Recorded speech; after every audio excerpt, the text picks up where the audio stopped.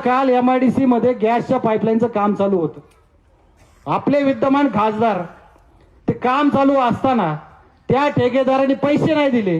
तू काम कसं चालू केलं म्हणून त्यांचा एक वडजिऱ्याचा पंटर घेऊन तिथं आले आणि त्या ठेकेदाराला चौकामध्ये त्या ठिकाणी मारहाण झाली. त्याची फिर्याद सुद्धा सुपा पोलीस स्टेशनला त्या ठिकाणी दिली गेली आहे.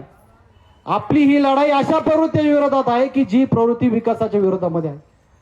अरे जर तुमच्या गावामध्ये गॅसची पाईपलाईन होत आहे, तुम्हाला पाईपलाईननी गॅस जर तुमच्या घरामध्ये मिळत असेल आणि जर तुम्ही त्या ठेकेदाराला पैशाकरता मारहाण करत असताल तर मग कालच्या विधानसभेचा लागलेला निवडणुकीचा निकाल हा योग्यच होता असं आपल्याला त्या ठिकाणी म्हणावं लागेल.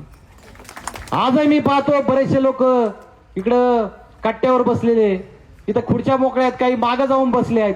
लोकांना अजूनही भीती आहे की आपला जर फोटो आला तर कदाचित आपल्याला हांगेवून फोन येऊ शकतो. तुम्ही काळजी करू नका, तुम्ही बिंदास मंडपात येऊन बसायला सुरुवात करा, तुम्हाला कोणीही तुमचं वाकडं करू शकत नाही. आता घड्याळाचे काटे उलटे फिरलेले आहेत आणि हे कलयुग आहे. या कलयुगाची परिभाषा अशी आहे की पूर्वी आपल्याला म्हटलं जायचे, एक म्हण होती की पाप आणि पुण्य, एका पिढीने पुण्य कमवायचं आणि ते पुण्याचा फायदा पुढच्या पिढीला व्हायचा. पण हे कलयुग आहे.